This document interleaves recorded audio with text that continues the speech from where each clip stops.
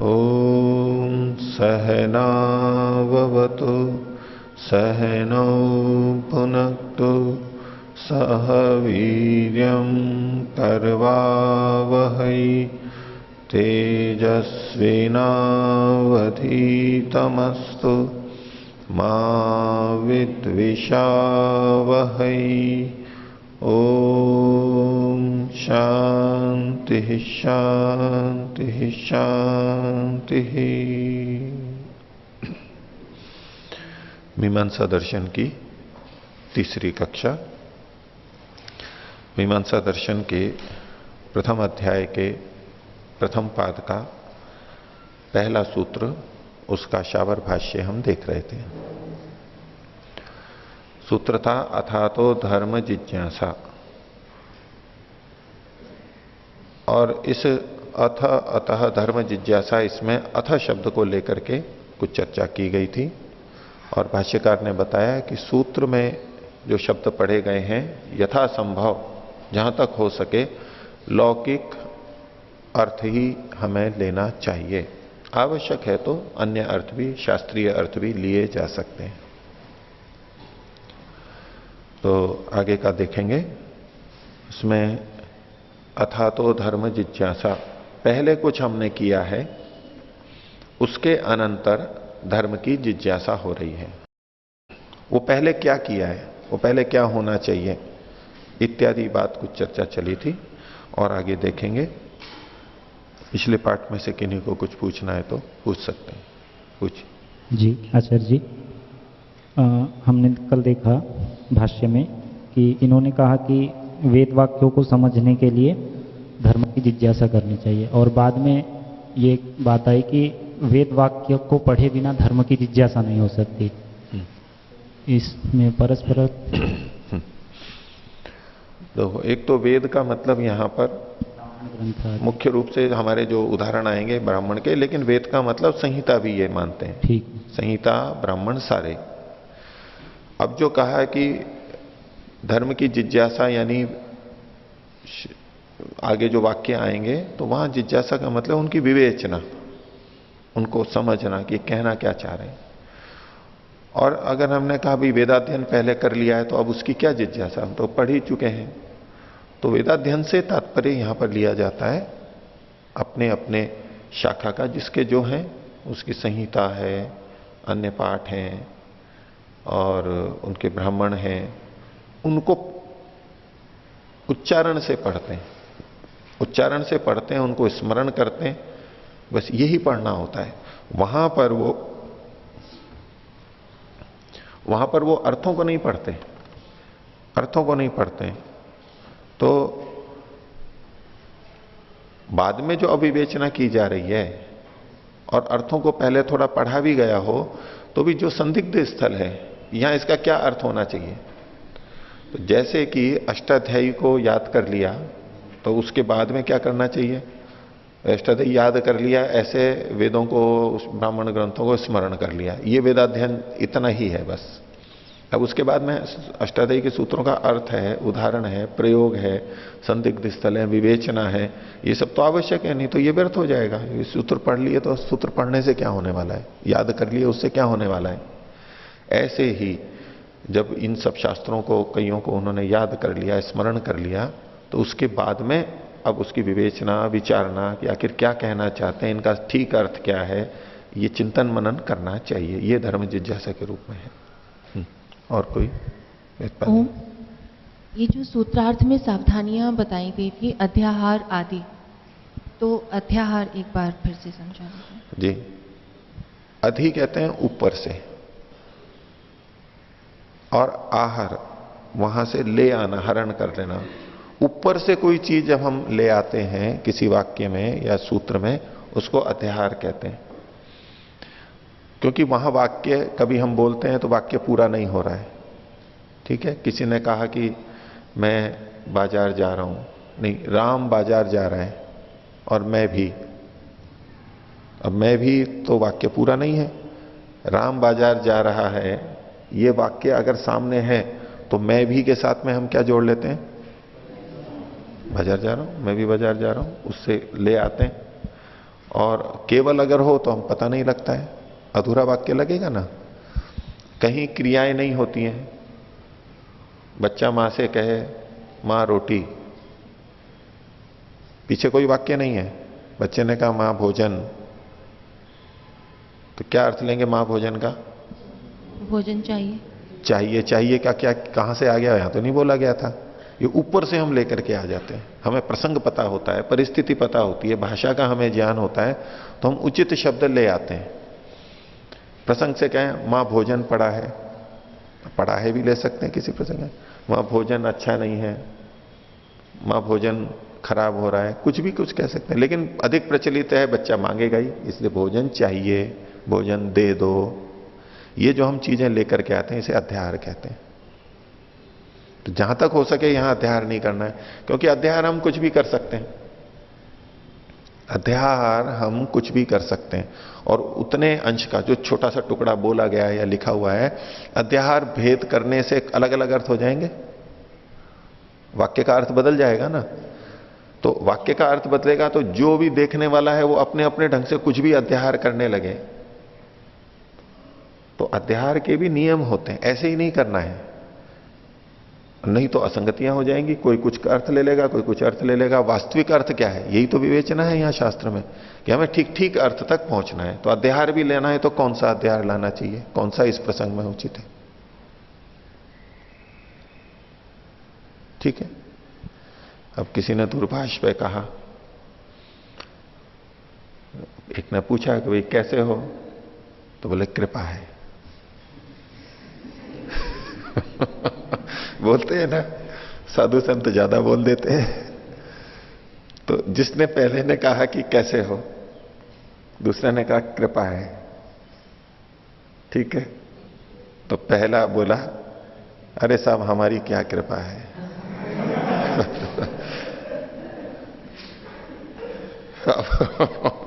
अध्याहार तो पहले वाले ने तो ये कृपा है मतलब परमात्मा की कृपा है। और कई बार हम बोलते हैं जी आपकी कृपा है या आशीर्वाद है। किसका आशीर्वाद है, आपका है या? अब उसने तो इतना सा बोला कि जी आशीर्वाद है। अब सुनने वाले ने ये समझ लिया कि मेरे लिए कह रहे हैं, अरे जी मैं तो छोटा सा हूं, मेरा क्या आशीर्वाद है। अब ये जो अध्याहार किया, वक्ता ने कुछ और अभिप्राय से कहा था। अब उसमें कई बार व्यवहार में दिक्कत हो जाती है। तो दूसरा सोचता है अच्छा ये अपने आप को भले ही तो कह रहा है कि मेरा क्या आशीर्वाद हमें, तो इसने कहीं परमात्मा का न लेके अपने पे क्यों ले लिया, इसने इस वाक्य में क्यों ले लिया, उसने ऐसा अध्याहार कर लिया। तो अध्याहार के भेद से अर्थ भेद हो जाता है। क्योंकि हम हमेशा पूरा वाक्य नहीं बोलते हैं, भाषा के अंदर प्रचलित भाषा में हम संक्षेप से बोलते हैं, तो थोड़ा थोड़ा थोड़ा भी बोलते हैं, हमेशा पूरे पूरे वाक्य नहीं बोलते। तो ऐसे में हमें अध्याहार करना होता है। और सूत्रकार भी, सूत्र तो है ही संक्षेप में, इसी तरह श्लोकों में भी होता है और ऐसा वेद मंत्रों में भी होता है, अध्याहार करना होता है, पूरा वाक्य नहीं होता है वहां पर। तो यहां ये कहना चाहते हैं अध्याहारों से हमें बचना है, जहां तक हो सके अध्याहार नहीं करें, उसी में ही कर लें। अथवा फिर कुछ अध्याहार आवश्यक है तो करते हैं, अध्याहार भी करते हैं, ये अर्थ है।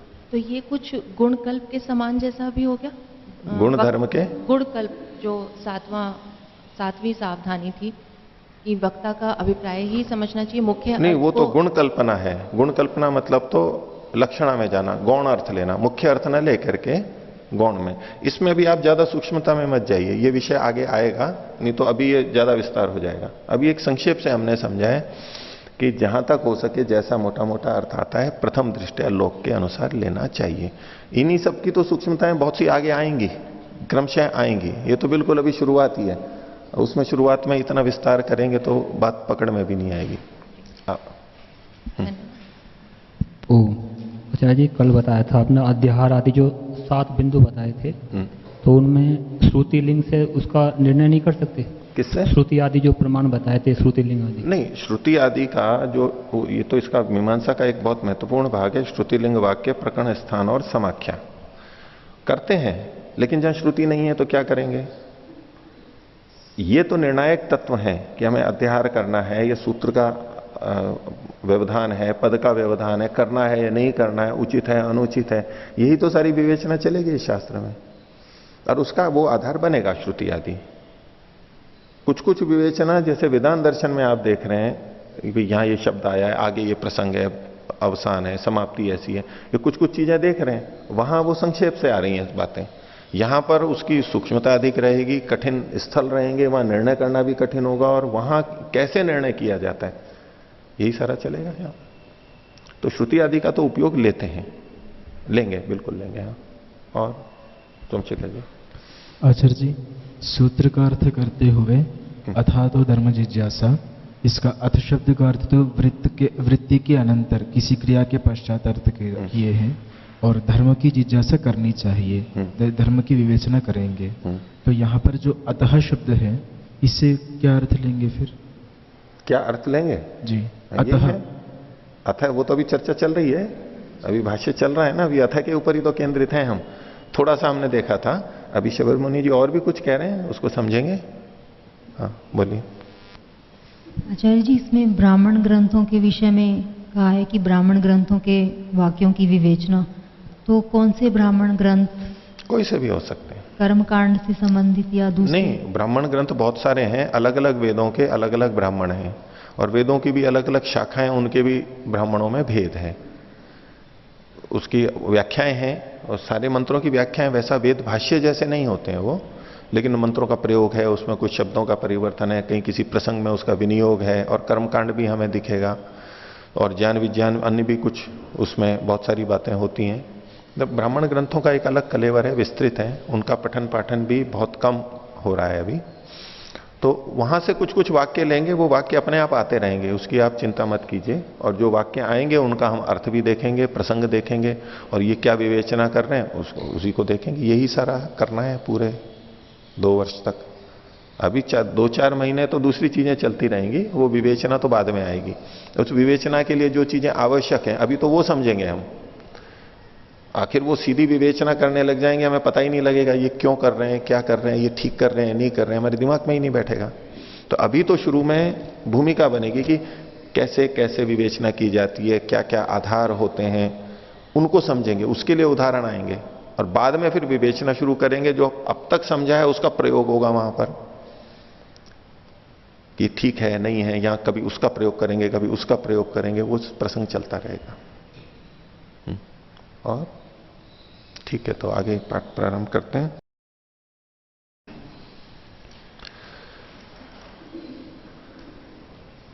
तो अथ शब्द के प्रसंग में सिद्धांति ने कहा कि वेदाध्ययन के अनंतर धर्म की जिज्ञासा होनी चाहिए। इसके ऊपर पूर्व पक्षी ने प्रश्न उठा दिया था कि ये जो धर्म की जिज्ञासा है, ये वेदाध्ययन की ही बात थोड़ा ना होती है, ये तो अन्य कर्मों के बाद भी हो सकती है, अन्य कर्मों के बाद भी हो सकती है। अब किसी ने वेदाध्ययन तो भले ही कर रखा है, वेदाध्ययन तो कर रखा है, लेकिन अभी भोजन करके विश्राम करके अब धर्म की जिज्ञासा करने लग रहा है, तो दूसरा कर्म हो गया ना बीच में। अथवा भाई कितने सारे कर्म होते हैं, उठना बैठना बातचीत करना, हमारे तरह तरह की गतिविधियां होती है, तो उसके बाद में भी तो धर्म की जिज्ञासा हो सकती है। तो उसने कहा कि अन्यस्यापि कर्मणो अनंतरम धर्म जिज्ञासा युक्ता, उनके बाद भी होती है। और प्रागपि च वेदाध्ययनात्, वेदाध्ययन के पहले भी तो होती है धर्म की जिज्ञासा। जिसने वेदाध्ययन नहीं किया है उसमें भी तो धर्म की जिज्ञासा हो सकती है, ये पूर्व पक्षी ने कहा था। तो सिद्धांति ने उत्तर दिया था कि यहां जिस धर्म जिज्ञासा का कथन किया जा रहा है वह वेदाध्ययन के अनंतर होती है, वेदाध्ययन के बाद होती है। हर कोई धर्म जिज्ञासा नहीं। पूर्व पक्षी जिस धर्म जिज्ञासा का उल्लेख कर रहा था वो एक सामान्य धर्म जिज्ञासा जैसी है, और सिद्धांति जिस बात को कह रहा है कि भाई सूत्र में जो धर्म जिज्ञासा है वो एक विशेष धर्म की जिज्ञासा है। अब कोई धार्मिक व्यक्ति हो, आजकल जिनको धार्मिक कहते हैं वो कहे कि धर्म के बारे में जानना है मेरे को, तो बोले कि वो तो मीमांसा दर्शन पढ़ो तो धर्म के बारे में जानोगे आप। अब वो यूं मीमांसा दर्शन पढ़ने लगेगे तो उसको जिस इच्छा से वो आया था, एक सामान्य व्यक्ति, धर्म का मतलब ही मेरे को कैसे, वो योग दर्शन पढ़े तो फिर भी होगा कि भाई यम नियम के बारे में बताया, भाई धर्माचरण का बताया, ये करना चाहिए, ये नहीं करना चाहिए। इसको पढ़ने लगे तो उसको वो अर्थ ही नहीं मिलेगा। यहाँ उस अर्थ में है ही नहीं धर्म शब्द, धर्म की जिज्ञासा। तो उन्होंने कहा कि जिस धर्म की जिज्ञासा के पहले वेदाध्ययन की, जिस धर्म जिज्ञासा को ये आगे कहेंगे उससे पहले वेदाध्ययन जरूरी है। और वो क्या है कि जिन वाक्यों का विचार किया जाएगा उससे पहले वेद वाक्यों का ज्ञान, यानी वेद और ब्राह्मण ग्रंथ आदि का होना चाहिए। तो ये पहले अनुच्छेद तक हुआ था, यहां तक हो गया था, 5वें पृष्ठ पर पहला अनुच्छेद। अब उसके आगे चलते हैं। सिद्धांति कह रहा है और उसका स्पष्टीकरण दे रहा है पूर्व पक्षी का। और इसमें आपको न्याय दर्शन के भी बहुत दर्शन होंगे। न्याय दर्शन की तरह से जो शैली होती है ना, पक्ष विपक्ष और उठाना, उसका उत्तर देना, लेकिन इसमें वाक्य मीमांसा साथ में रहते हुए होगा, तर्क युक्ति होंगी, ये सब होगा, साथ में जुड़ेगा, प्रमाण होंगे, शब्द प्रमाणों का प्रयोग अधिक होगा, लेकिन वाक्यार्थ को बहुत कुछ यहां पर कहा जाएगा। बोले नहीं मेरा तात्पर्य ये नहीं, मेरा तात्पर्य ये है और ये है और ये है, ऐसी बातें चलेगी। तो देखिए दूसरे अनुच्छेद में अपीचा और बात कह रहे हैं, नैव वयम इह वेदाध्ययनात् पूर्वम धर्म जिज्ञासाया प्रतिषेधम शिष्म, कि हम यहां पर वेदाध्ययन के पूर्व धर्म जिज्ञासा नहीं हो सकती, ये प्रतिषेध नहीं कर रहे हैं। देखो पूर्व पक्षी ने ऊपर कहा था, दूसरी वाली जो बात थी, प्राग पीछे वेदाध्ययनात्, अर्थात वेदाध्ययन के पहले भी तो धर्म जिज्ञासा होती है, ये पूर्व पक्षी कह रहा था। आपने तो कहा, सिद्धांति को वो कह रहा है कि वेदाध्ययन के बाद में धर्म जिज्ञासा होती है, पूर्व पक्षी कह रहा है वेदाध्ययन के पहले भी तो धर्म जिज्ञासा होती है। तो अब उसका उत्तर सिद्धांति दे रहा है कि हम ये नहीं कह रहे हैं कि वेदाध्ययन के पहले धर्म जिज्ञासा होती ही नहीं है या करनी ही नहीं चाहिए, हम उसका प्रतिषेध थोड़ा ना कर रहे हैं इस वाक्य में। जब कहा कि अथातो धर्म जिज्ञासा, इस वाक्य से ये अर्थ नहीं आता कि वेदाध्ययन के पहले धर्म जिज्ञासा नहीं करनी चाहिए, ये हमारा तात्पर्य नहीं है। ये इस कथ्य का अथातो धर्म जिज्ञासा एक सूत्र है, अब ये सूत्र भी तो एक वाक्य है। अब इसी की विवेचना प्रारंभ हो रही है कि हम ये नहीं कह रहे हैं कि वेदाध्ययन के पहले धर्म जिज्ञासा नहीं करनी चाहिए, निषेध नहीं कर रहे हैं हम, ये निषेध वाक्य नहीं है अथातो धर्म जिज्ञासा। तो नैव वयम इह वेदाध्ययनात् पूर्वम धर्म जिज्ञासाया प्रतिषेधम शिष्म, ये पूर्व पक्षी के दूसरे आक्षेप का उत्तर है। किससे संबंधित है? अब पहले वाले से संबंधित भी कह रहे हैं। और परस्ताच आनंतर्यम, और परस्तात यानी बाद में, आनंतर्यम, आनंतर्य, अब पूर्ण विराम लगा दिया। अब ये वाक्य तो पूरा नहीं हुआ, बाद में और बाद में आनंतर्य, अब यहां अध्यार करना पड़ेगा, और बाद में आनंतर्य। अब परस्तात मतलब किसके बाद में, ये भी हमें लाना पड़ेगा, अन्य कार्यों के बाद में। क्योंकि पूर्व पक्षी का पहला प्रश्न क्या था, अन्यस्यापि कर्मणो अनंतरम धर्म जिज्ञासा युक्ता, अन्य कर्मों के बाद भी धर्म जैसा युक्त है, देखी जा सकती है। तो उसका उत्तर दे रहे हैं कि परस्ताच है। तो परस्तात मतलब अन्य कर्मों के बाद भी, अन्य कर्मों के बाद में आनंतर्यम, अनंतरता किसकी, धर्म जिज्ञासा की। और क्रिया लेंगे न प्रतिषेधम शिष्मा, उसका भी प्रतिषेध हम नहीं कर रहे हैं। पूर्व पक्षी ने जो दो बातें कही थी कि ये तो अर्थ नहीं, आप कहोगे तो ये दो अर्थ तो होंगे नहीं, तो ठीक नहीं है, बोले हम दोनों का ही निषेध नहीं कर रहे हैं इस वाक्य से। धर्म जिज्ञासा के, वेदाध्ययन के पहले धर्म जिज्ञासा नहीं हो सकती, ये भी निषेध नहीं कर रहे हैं, और अन्य कर्मों के बाद में धर्म जिज्ञासा नहीं हो सकती, इसका भी निषेध नहीं कर रहे हैं हम। पूर्व पक्षी ने कहा था कि इससे तो इन दो का निषेध होने लगेगा, और लोक में तो ऐसा नहीं देखा जाता है, बोले हम इसका निषेध ही नहीं कर रहे। अथा तो धर्म जिज्ञासा से ये दो अर्थ नहीं कहे जा रहे। तो बोले फिर कह क्या, और क्या कह रहे हैं आगे, कह रहे हैं न ही एतद एकम वाक्यम पुरस्ताच वेदाध्ययना धर्म जिज्ञासम प्रतिषेधिष्यति। ये जो एक वाक्य है, एक वाक्य कौन, अथा तो धर्म जिज्ञासा, ये एक वाक्य है, दो वाक्य नहीं है ये, इसको तोड़ नहीं सकते हम, तोड़ेंगे तो वाक्य नहीं रहेगा, ये एक वाक्य है। तो इसलिए कहा न ही एतद एकम वाक्यम, ये जो सूत्र वाला एक है वाक्य है, एक वाक्य के दो अर्थ नहीं हो सकते, ये इनका बहुत बड़ा सिद्धांत है। ये यहीं से ही झलक शुरू कर दी है, विवेचना तो और आगे आएगी, भाष्यकार, ये तो भाष्यकार ने यहां पर शुरू कर दिया, सूत्रकार भी बताएंगे, ये सारी चर्चाएं खूब आगे चलेंगे। एक वाक्य के दो अर्थ नहीं हो सकते। तो कहा न ही एतद एकम वाक्यम, ये जो एक वाक्य है ये इन दो अर्थों को नहीं कह सकता। कौन कौन से? उसको कह रहे हैं पुरस्ताच्च वेदाध्ययना धर्म जिज्ञासम प्रतिषेधिष्यति, वेदाध्ययन के पहले धर्म जिज्ञासा का प्रतिषेध भी कर रहा हो ये वाक्य, एक तो ये अर्थ हुआ।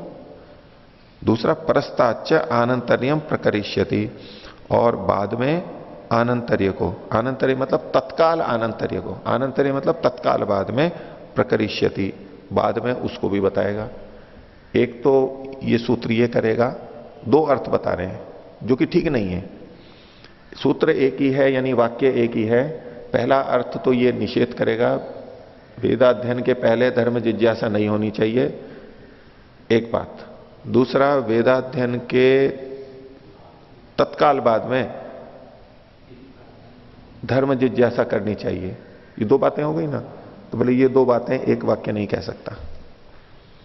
अब लोक में तो हम समझ लेते हैं ऐसा, भाई अथा तो धर्म जिज्ञासा, इसका मतलब है कि वेदाध्ययन के बाद ही धर्म जिज्ञासा करनी चाहिए, अर्थात वेदाध्ययन के पहले धर्म जिज्ञासा नहीं करनी चाहिए। ऐसे हम दो अर्थ निकाल लेते हैं। तो क्या नहीं, ये सूत्र दो अर्थ नहीं कह रहा है, दो अर्थ निकालेंगे ये अन्यायी है। एक ही अर्थ होना चाहिए इसका मुख्य। क्या कहना चाहते हैं? नैतद एकम वाक्यम पुरस्ताच्च वेदाध्ययना धर्म जिज्ञासम प्रतिषेधिष्यति, परस्ताच्च आनंतर्यम प्रकरिष्यति, और उसके बाद में आनंतर्य यानी तत्काल बात को धर्म जिज्ञासा को कहेगा। ऐसा क्यों नहीं कर सकता? बोले भिद्येत ही तथा वाक्यम, अगर ऐसा कहेंगे तो ये वाक्य भेद हो जाएगा। अर्थात दो अर्थ हैं तो दो वाक्य बनाएंगे, दो वाक्य बनाने पड़ेंगे तो दो अर्थ निकल के आएंगे। एक वाक्य होगा और दो अर्थ नहीं आ सकते, वाक्य भेद, ये भी दोष माना जाता है। वाक्य टूट जाएगा, ये फिर आपका वाक्य नहीं रहेगा। भिद्येत ही तथा वाक्यम। अब कह रहे हैं अन्या ही वचन व्यक्ति ही। वचन व्यक्ति का मतलब है वचन की अभिव्यक्ति, वचन का प्रकटीकरण, वचन का प्रकाश, वाक्य का प्रकाश। अभिव्यक्ति जैसे हम शब्द बोलते हैं, वचन की अभिव्यक्ति, अभिव्यक्ति प्रकटीकरण, वचन की व्यक्ति। वचन कह क्या रहा है? ये जो वाक्य है ये कह क्या रहा है? तात्पर्य क्या कह रहा है? तो कह रहे हैं अन्य ही वचन व्यक्ति ही, ये वचन व्यक्ति अन्य है। दो वचन व्यक्तियों को बता रहे हैं। ये भी कर रहे हो तो बोले ये तो अलग वाक्यार्थ है, ये अलग वाक्यार्थ है। इसको वचन व्यक्ति शब्द से कहा, अन्य ही वचन व्यक्ति ही। अस्य मतलब अस्य वाक्य से, इस वाक्य की ये अन्य वचन व्यक्ति है क्या? पुरस्तात् वेदाध्ययना धर्म जिज्ञासा प्रतिषेधति, वेदाध्ययन के पहले धर्म की जिज्ञासा को निषेध करना, ये अलग वचन व्यक्ति है, वचन का अर्थ एक अलग है। और अन्याच मतलब अन्य वचन व्यक्ति दूसरी क्या है? परस्तात् आनंतर्यम उपदिशति,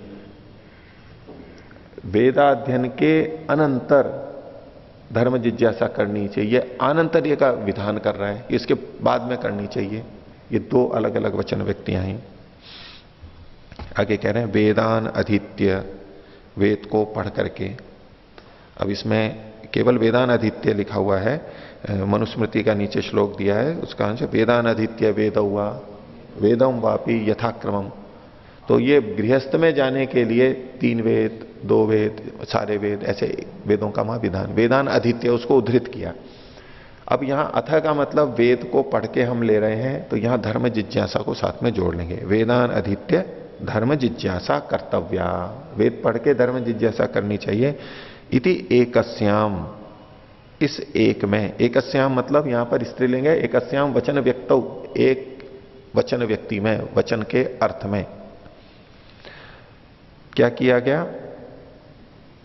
विधीयते अनुद्य आनंतर्यम, अनुद्य आनंतर्यम विधीयते, अनुवाद करके, किसी का अनुवाद करके, यानी किसी बात को पहले संदर्भित बात को कह करके नई बात कही जा रही है। अब इतना सांश देखिए पहले, ये अनुवाद और विधान, विधि, ये भी मीमांसा में बहुत आएंगे। अभी इसको हमें प्रारंभ से ही थोड़ा समझ के चलना है। वेदान अधीत्य धर्म जिज्ञासा कर्तव्य या कुरु, ऐसा कर ले, वेद को पढ़ के गृहस्थ में जाए, ऐसा जो ये वचन हुआ। तो वेदान अधीत्य इति एकस्याम, इसकी जो एक वचन व्यक्ति है इसमें क्या हुआ, अनुद्य, किसी बात को तो उद्धृत किया गया, पहले से उद्धृत किया गया, जो बात पहले से हमें पता है, ज्ञात है, उसको फिर से कहना, ये अनुवाद कहलाता है। अनु मतलब पीछे पीछे या बाद में, वाद मने कहना। जैसे कि हम संस्कृत का अनुवाद कर रहे हैं या बोले अंग्रेजी का अनुवाद कर रहे हैं, जिसको ट्रांसलेशन कहते हैं, तो उसको भी अनुवाद क्यों कहते हैं, क्योंकि वहां ऊपर कोई बात कही गई है, पहले कही जा चुकी है लेकिन भिन्न भाषा में है, अब उसको भिन्न भाषा में उसी बात को कहा जा रहा है, तो ये उसके पीछे पीछे उसके बाद में कथन किया जा रहा है, वो अनुवाद है। लेकिन यहां वैसा अनुवाद नहीं लेना कि कोई भाषा थी और उस भाषा का फिर अन्य भाषा में लिप्यंतर या भाषांतर किया जा रहा है, वो अनुवाद नहीं लेना है। अनुवाद का जो मूल अर्थ है, जो पहले कहा गया उसी को फिर से कहना, ये अनुवाद है। तो वेद को पढ़ के धर्म जिज्ञासा करनी चाहिए, ये एक वाक्य हुआ। अब इसमें कौन सी ऐसी बात है जो पहले कही जा चुकी थी या पता है हमें, तो जो वेदों का अध्ययन है ये बात पहले से पता है, उसको यहां नया नहीं कहा जा रहा है इस वाक्य में। वेद को पढ़ करके धर्म की जिज्ञासा करनी चाहिए, तो वेद को पढ़ के ये पहले ज्ञात है, वेद अध्ययन हो चुका है। अब वेद अध्ययन हो चुका, अब क्या करना चाहिए, वेदाध्ययन के बाद क्या करना चाहिए, तो वेदाध्ययन के बाद में धर्म की जिज्ञासा करनी चाहिए। तो इसमें जो वेदाध्ययन के बाद में, वेदाध्ययन जो शब्द है इसका तो अनुवाद किया गया है, पहले से पता है।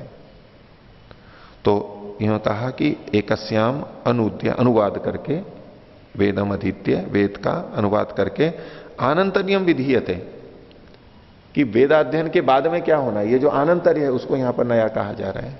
आनंतर्य, उसके बाद क्या करना है, धर्म की जिज्ञासा करनी है। तो इसको वाक्य की रचना को खोल करके अपनी दृष्टि से कह रहे हैं कि इति एकस्याम अनुद्य आनंतर्यम विधीयते। ये जो पीछे दो वाक्य कहे थे ना इन्होंने, इसके दो वचन व्यक्तियां हैं, उसमें से जो पहली वचन व्यक्ति है वहां क्या किया गया कि अलग का अनुवाद किया गया और अलग की विधि की गई, पहले नहीं करना, बाद में ये करना चाहिए। और निषेध वाले में विपरीतम अन्यस्याम, अन्य जो वचन व्यक्ति है उसमें उल्टा किया गया है। विपरीत का मतलब है पूर्व का, यहां तो आनंतर्य कहा गया था, उसका पूर्व का है। पूर्व में क्या नहीं करना चाहिए, पूर्व में वेदाध्ययन के पूर्व धर्म जिज्ञासा नहीं करनी चाहिए। एक तो यह है कि वेदाध्ययन के पश्चात धर्म जिज्ञासा करनी चाहिए, एक है वेदाध्ययन के पूर्व धर्म जिज्ञासा नहीं करनी चाहिए। तो विपरीत का मतलब है, अनंतर का विपरीत क्या होता है, पूर्व वाला, बाद का मतलब पूर्व वाला, उसका यहां पर कथन किया गया है। अर्थैकत्वाच्च एक वाक्यताम वक्ष्यति, ये आगे बताएंगे। अर्थैकत्वात् एक वाक्यता, एक अर्थ होता है तो एक वाक्य होता है। यदि दो अर्थ करेंगे तो वहां दो वाक्य मानने पड़ेंगे आपको। आगे एक सूत्र आएगा, इनका बड़ा महत्वपूर्ण सूत्र है।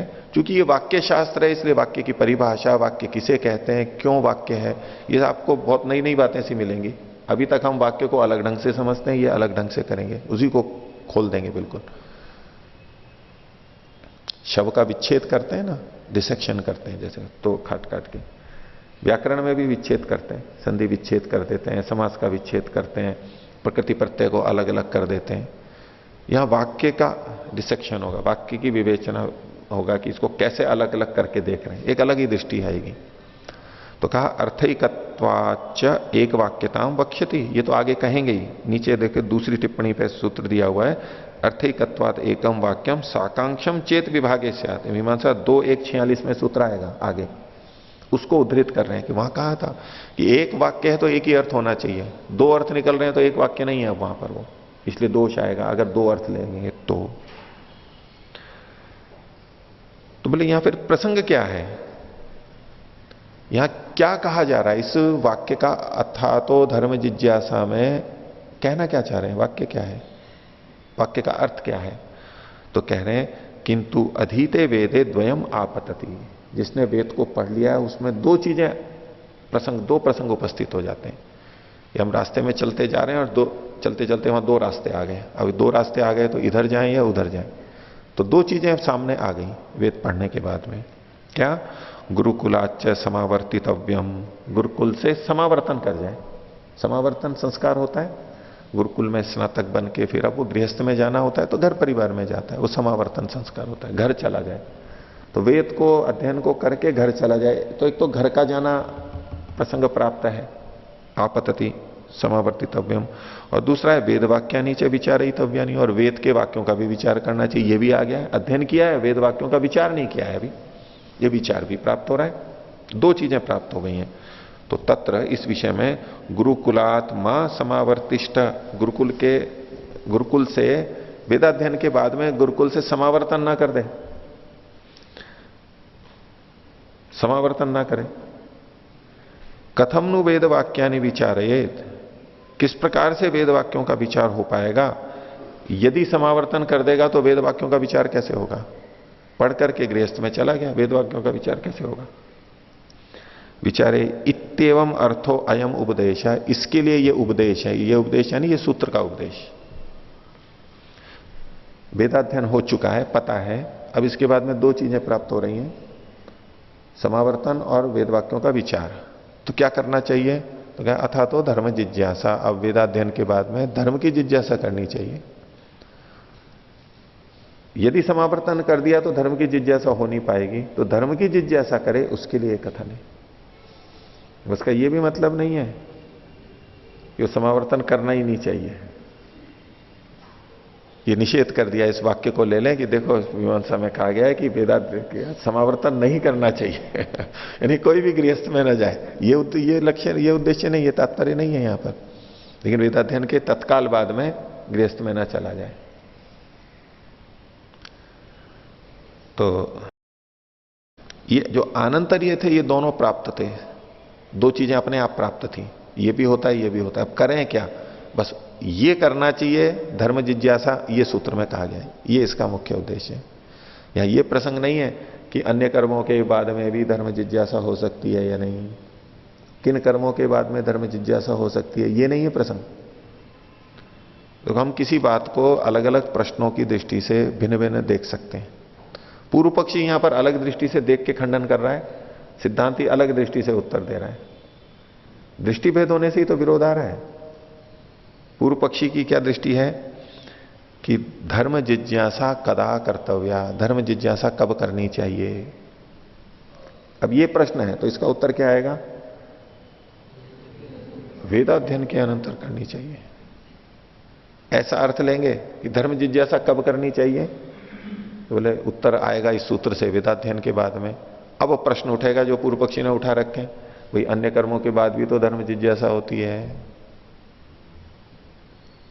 धर्म जिज्ञासा कब करनी चाहिए, ये प्रश्न अगर सामने रखा हो और फिर अगर अथा तो धर्म जिज्ञासा का कथन हो, तो भाई वेदाध्ययन के बाद में धर्म जिज्ञासा होनी चाहिए। तो कहेंगे कि अन्य कर्मों के बाद भी तो धर्म जिज्ञासा होती है और वेदाध्ययन के पहले भी तो धर्म जिज्ञासा होती है। ये 2 प्रश्न कब बनेंगे? जब ये इस पृष्ठभूमि में बोल रहा होगा। और सिद्धांत किस दृष्टि से कथन कर रहा है? जो सूत्र का वास्तविक अर्थ है, वेदाध्ययन के बाद क्या करना चाहिए। वेदाध्ययन के बाद में क्या करना चाहिए, ये सिद्धांति की दृष्टि है, सूत्रकार का अर्थ तात्पर्य है। वेदम अधीत्य किम कुर्यात, ये सिद्धांत पक्ष है। जिज्ञासा कब, धर्म जिज्ञासा कब करनी चाहिए, ये एक वाक्य है।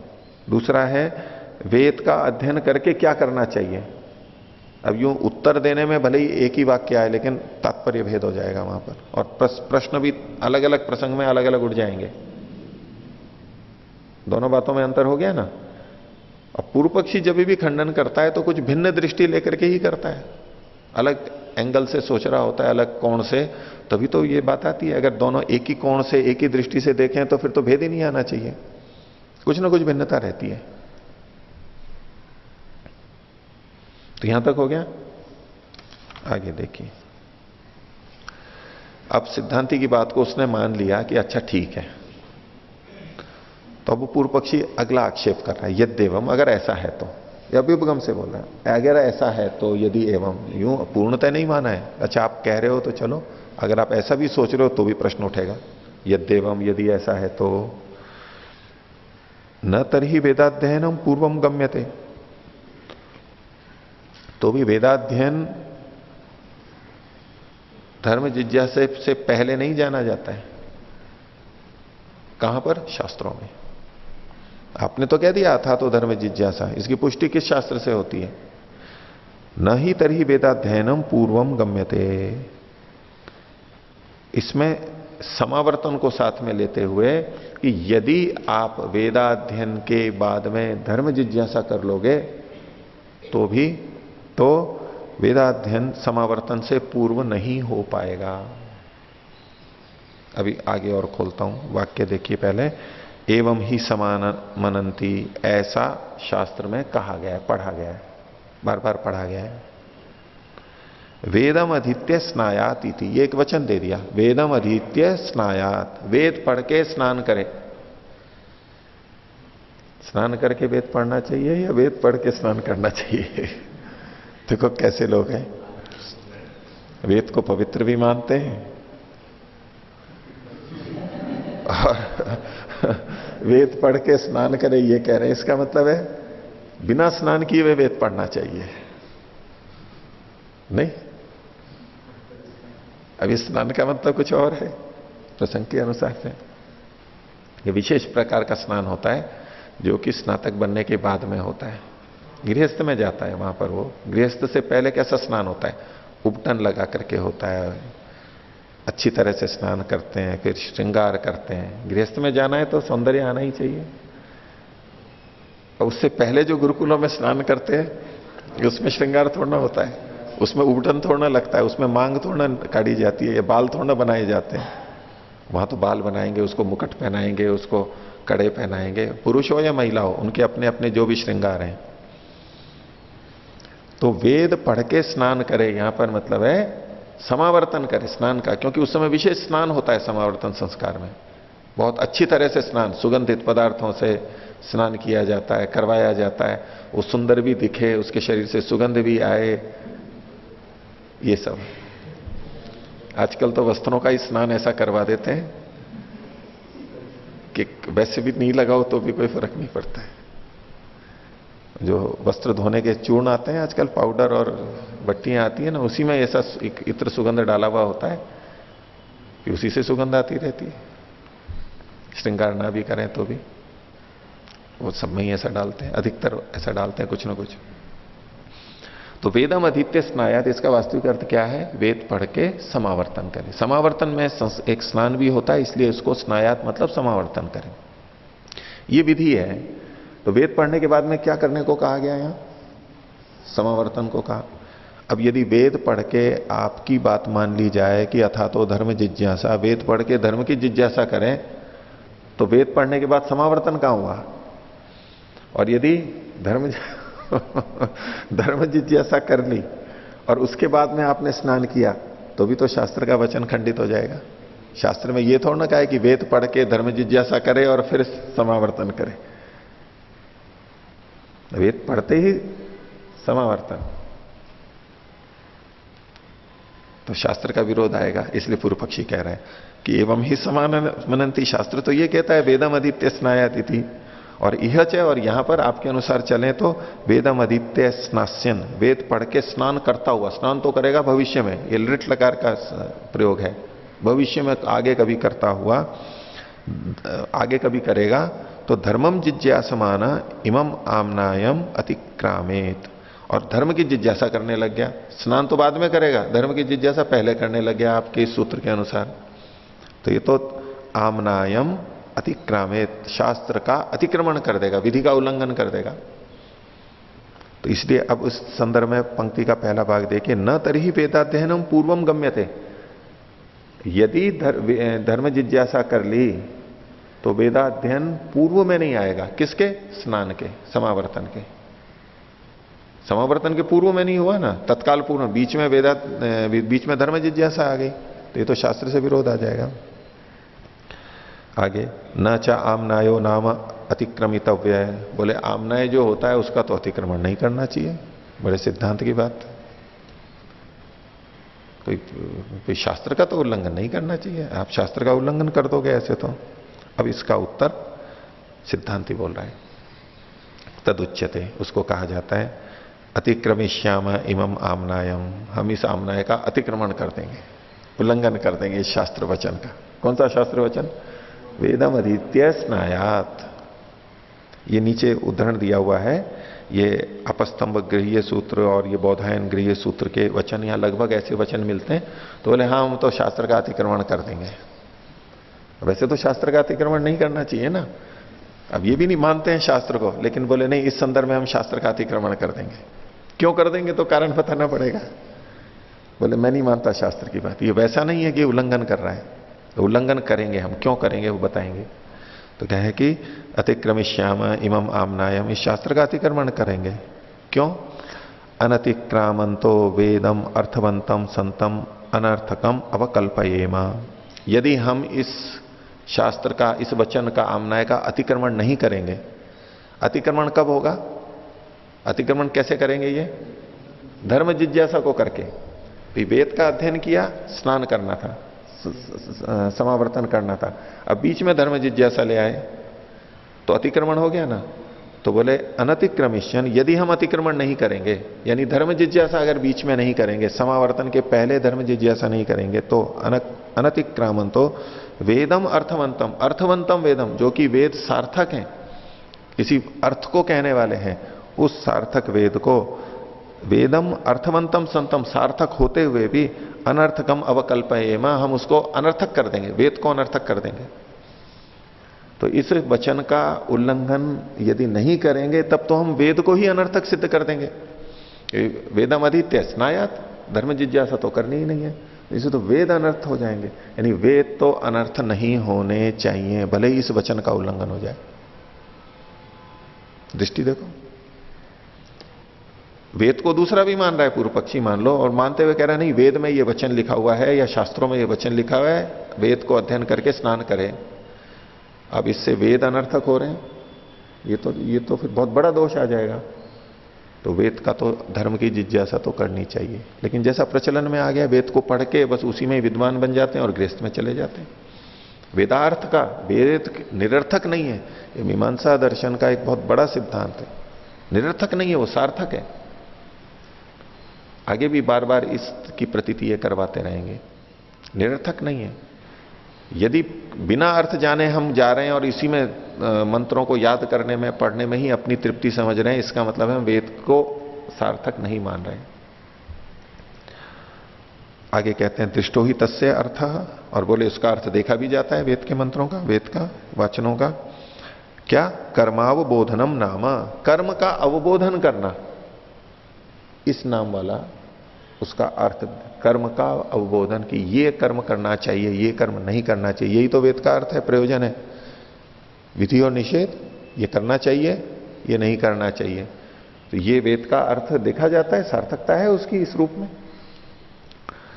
न च तस्य अध्ययन मात्रा तत्र भवंतो याचिका फलम समामनंती। और बोले आप लोग भी, ये जो पूर्व पक्षी था जो बिना अर्थ को जाने ही समावर्तन पे जा रहा था, वो भी याज्ञिक होगा कोई? तो बोले आप लोग भी अध्ययन मात्र से, तत्र भवंत, आदर में कह रहे हैं आप लोग, याज्ञिका, तत्र भवंत याज्ञिका, न फलम समामनंती, फल मिल जाएगा ये नहीं कहते हैं। आप भी तो कहते हो कि वेदाध्ययन कर लिया, अब यज्ञ करो, कर्मकांड करो तो फल मिलेगा, स्वर्ग कामो यजेत, बाद में फल मिलेगा, केवल वेद पढ़ने से नहीं। वेद को ऐसे कर्मकांड में, याज्ञिक लोग कर्मकांड में प्रयोग करते हैं, तब फल मिलेगा इसका। तो बोले आप भी तो वेद को सार्थक सिद्ध करते हैं कर्मकांड से जोड़ करके।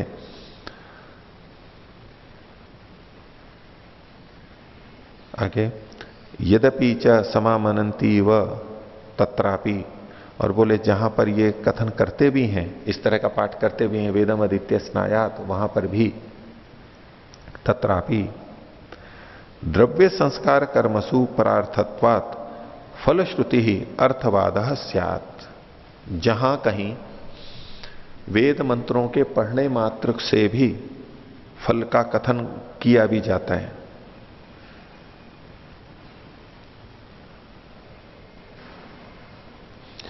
अध्ययन मात्र का फल नहीं है ये तो कह रहे हैं, लेकिन जहां कहीं अध्ययन मात्र का भी फल कहा गया है, ऐसे वचन मिलेंगे, तो वहां भी तात्पर्य क्या होता है? तो इसलिए इन्होंने कहा कि यद्यपि च समामनंती इव, ऐसा कहते हुए प्रतीत होते हैं, ये अध्ययन मात्र से ही मिल जाएगा, फल मिल जाएगा, स्वर्ग की प्राप्ति होगी, तो वहां भी तत्रापि द्रव्य संस्कार कर्मसु, द्रव्य और संस्कार रूपी कर्मों में कर्मों की फलश्रुति, उसका अर्थवाद कथन, फलश्रुति ही अर्थवाद, फल का कथन जो वहां पर हो रहा है, फल शब्दों में दिखाई दे रहा है, ये अर्थवाद है, उसकी प्रशंसा मात्र है। क्यों? अर्थवाद स्यात् परार्थत्वात्, क्योंकि ये हमेशा दूसरे कर्मों के लिए है। वेदों का अध्ययन हमेशा कुछ क्रिया के लिए, कुछ आचरण के लिए है, इसलिए परार्थ होने से ये जो फल कथन है ये केवल अर्थवाद है, प्रशंसा मात्र है कि हम उस तरफ प्रवृत्त हों, प्रेरित हों। वेद को पढ़ने से ऐसा होगा। जैसे कि कह दिया जाए जिज्ञासुरपि योगस्य, योग शब्दस्य परब्रह्माति वर्तते, योग शब्द का जो जिज्ञासु है वो भी परब्रह्म का अतिक्रमण कर जाता है, इतना श्रेष्ठ बन जाता है। अब ये कोई इतनी वास्तव में थोड़ा ना होता है, ये केवल प्रेरण दिया जा रहा है कि भाई ये बहुत अच्छी चीज है, वेद का अध्ययन बहुत अच्छी चीज है, वेद का स्मरण बहुत पुण्यप्रद है। वो पुण्यप्रद मतलब इसके बाद में जो उसके द्रव्य हैं, संस्कार हैं, कर्म हैं, उनको करते हुए ये लाभदायक होता है, उसकी तरफ प्रेरित करने के लिए है केवल। तो अभी और आगे देखते हैं। अभी जितना अपन ने किया है इसमें कुछ पूछना है तो बोलिए। ओम आचार्य जी, यहाँ पर ये पूरा प्रकरण जो है ये वेदान अधीत्य इस शब्द को लेते हुए कर रहे हैं। वेदान अधीत्य स्नायात, इसको जोड़ लिया है।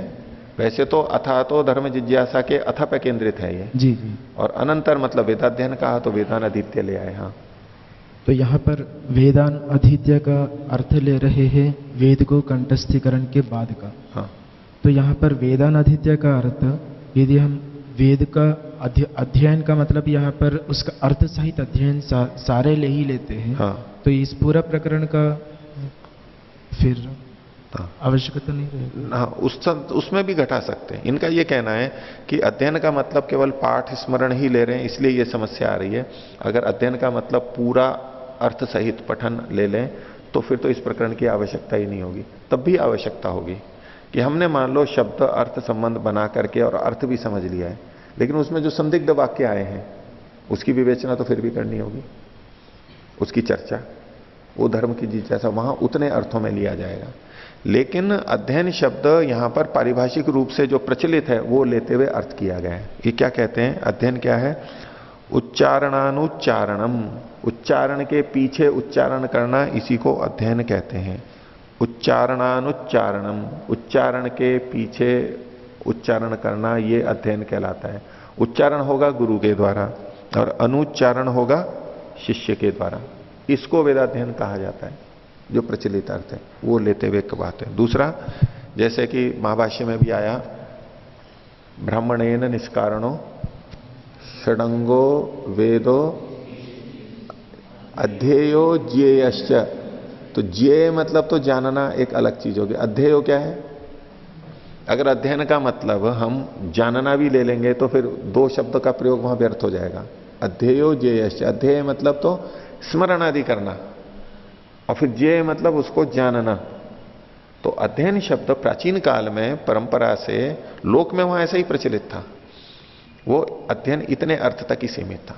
आज हम अध्ययन शब्द का प्रयोग केवल स्मरण में नहीं रखते हैं, न उसको समझना है, अर्थ जानना है, इन सबको हम साथ में लेके अध्ययन को कहते हैं।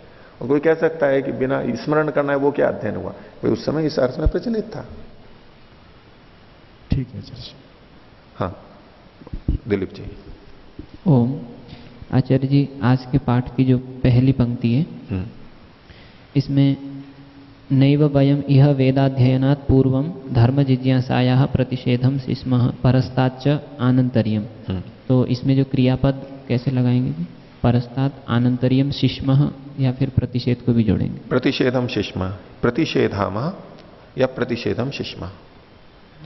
मैं इस तरह से संगति लगा रहा हूं। बाकी युधिष्ठिर जी ने तो आगे के जो वाक्य हैं उसके अनुसार इन्होंने अर्थ किया है कि विधि के रूप में किया है। देखो नीचे इनका, और उसके पश्चात आनंतर्य का विधान करेगा। पश्चाच आनंतर्यम शिष्मः, प्रस्ताच आनंतर्यम शिष्मः, ये विधान करेगा। इसमें मेरे को अधिक संगत क्या लगता है, प्रतिषेधाम, क्योंकि वहां पीछे वाला जो है प्रस्ताच, च से हम प्रतिषेधम शिष्मः या प्रतिषेधाम, न तो हम ये कर रहे हैं और न भी आएगा यहां पर, नैव वयम यह वाक्य से भी, न तो हम ये कर रहे हैं और न वो कर रहे हैं, इस तरह से। जी आचार्य जी, इसकी जो तीसरी पंक्ति में जो कहा हुआ है कि परस्ताच आनंतर्यम प्रकरिष्यति, हाँ, इसे तीसरी और तीसरी के आगे भी जो ये कहा गया है वो निषेध का नहीं है। हाँ जी, निषेध। इसीलिए इस पहली पंक्ति का अर्थ युधिष्ठिर जी ने वो लिखा है, लेकिन आगे का तो स्पष्ट है हमारे को। पहली पंक्ति का अर्थ अगर देखेंगे तो मेरे को वो वाला अधिक संगत लगता है, इसलिए वही बताया आपको। और उसमें कोई विरोध नहीं आएगा, न तो हम ये निषेध कर रहे हैं ना ये निषेध कर रहे हैं, और आगे जो पंक्ति में लिखा है वो वैसा का वैसा हो ही गया। ओम, चले आगे। हाँ, ये अनुवाद तो समझ में आ गया, ये विधि क्या? हाँ, विधि मतलब जो नई चीज कही जा रही है। जैसे कि सामान्य उदाहरण लेकर हैं, एक वाक्य लेता है, राम गांव को जाता है या जाएगा, राम गांव को जाएगा, ये एक किसी ने वाक्य बोला। अब इसमें देखना है कि अनुवाद क्या है और विधि क्या है। जो चीज हम पहले से जानते थे वो तो है अनुवाद, और जो नया कहा गया है उस वाक्य में, जिसको बताने के लिए ये वाक्य कहा गया, वो विधि कहलाएगी। इसको समझिए। अगर पृष्ठभूमि हमारी ये है, कौन गांव को जा रहा है, तो गांव को जा रहा है, कोई जा रहा है, ये हमें पता है।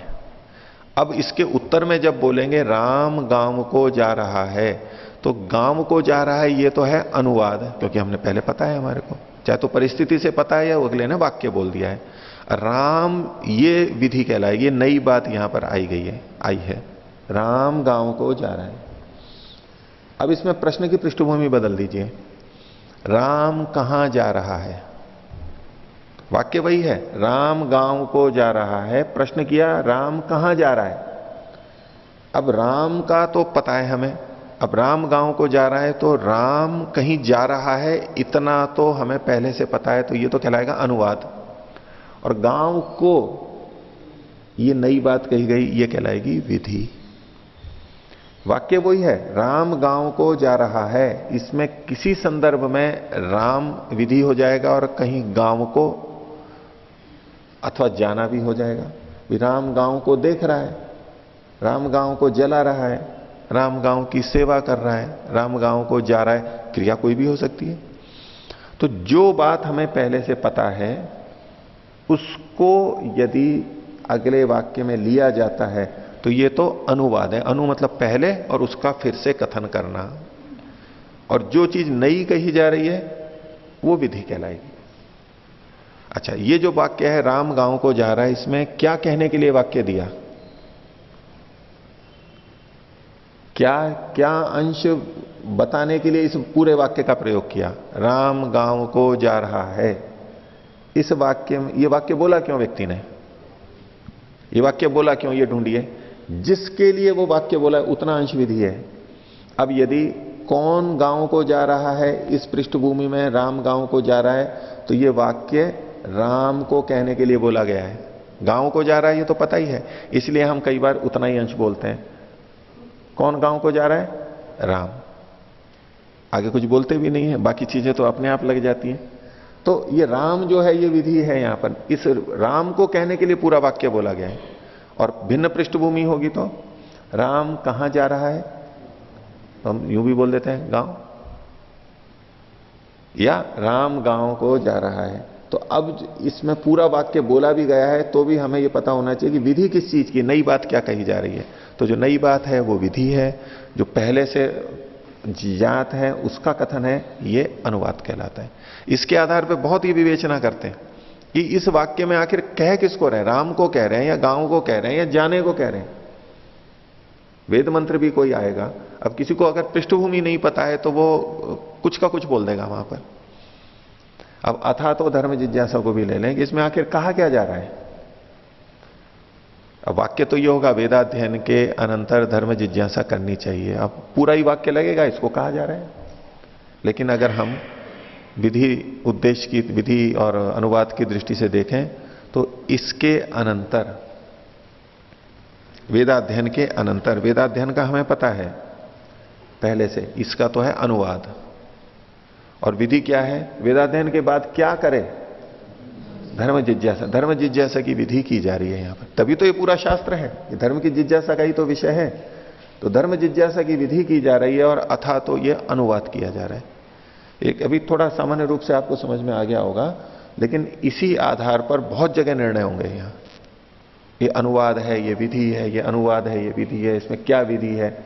जब ये अनुवाद और विधि को हम समझेंगे तो वाक्य की आत्मा को समझेंगे कि आखिर व्यक्ति कहना क्या चाह रहा है, नई चीज क्या है इसकी, क्यों इसने ये वाक्य बोला है। वाक्य बोला है किसी अर्थ को बताने के लिए, किसी प्रयोजन के लिए, वो इसका मूल चीज क्या है। जब हम ये विधि और अनुवाद को समझने लगेंगे तो हमें पता लगेगा इस चीज को कहना चाह रहा है वास्तव में ये।